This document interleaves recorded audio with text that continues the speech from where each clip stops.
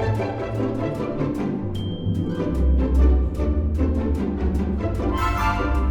was about a year ago that I made my first dress out of a vintage pattern, and it happens to be the dress that I'm wearing today.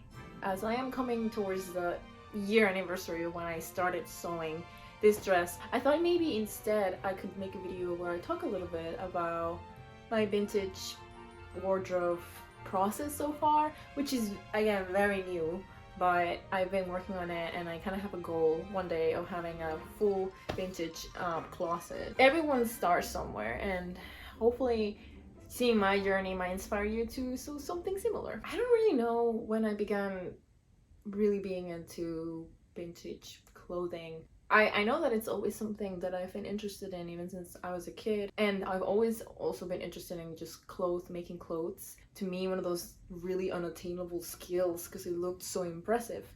But you know, with time and with the advent of the internet, I realized it's something I could learn too. When I got married, I put a sewing machine in my registry, and I actually got it. And I mean, I do it just because why not? It was always something that I wanted to learn, and that sewing machine kind of sat there for a little bit until I had the courage to start teaching myself.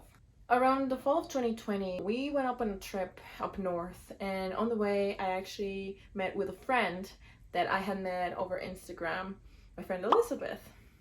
She just casually gave me a bunch of sewing patterns that were vintage from the 50s mostly. They also happened to be my exact size, so I took them and kind of put this idea in my mind. I have been experimenting with sewing a little bit. I've done like very simple patterns. I've like sewn masks and that kind of thing, so I felt a little more confident in like very basic skills. And so I decided to pick the easiest, or the one that looked the easiest of those patterns, and just go for it. I was so nervous of making, I'm making something that wouldn't be wearable.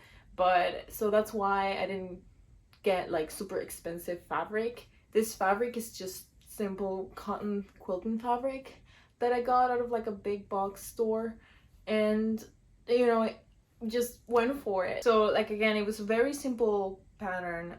Most of it is this big skirt that it's just a very simple circular skirt with a lot of gathering. It has the gathering on top, and it looks 3 panels. The back panel, it still has an opening here, which is where I'm going to sew the zipper.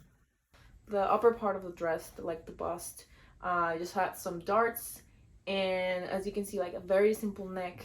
The biggest challenge for me was to learn to do a zipper, which I had never done before. I've been trying to kind of learn a new skill every time that I do a new project, a new sewing project. So I try to pick something that I know it's going to be around my skill set, but just a bit more difficult, or something new I've never done before. And so in this case, it was the zipper, but I've moved forward with other things and learn more and more as I go, that then I can apply the new skill to the next project and the next project. How did I decide which one was the easier pattern? Well, some of the other patterns have buttons or more complicated necklines. I could tell that this dress was basically just a skirt and a bodice, so it seemed simple enough, and it really was. It was one of the simplest patterns. So like I said, this specific dress was a gift from a friend of a pattern that she just happened to have. But I can put the name of the pattern and a number in case you want to find it, or try to find it, or find something similar that is also simple that you want to start with.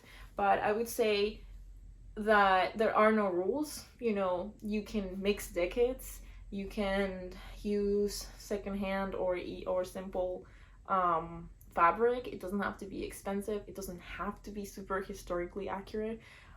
All that it has to be is look good and feel good, and as long as it makes you feel confident when you're wearing it, I think that's enough. So what's next? Like I said, that I have goals that are very much in the future, but I am hoping to make a few more dresses this year that are also 50s, 60s. I want to use some of the stash fabric that I have, because I don't want to get another stash like I do with knitting. It's a way of being more sustainable to just use up every scrap and find a way to do something with it.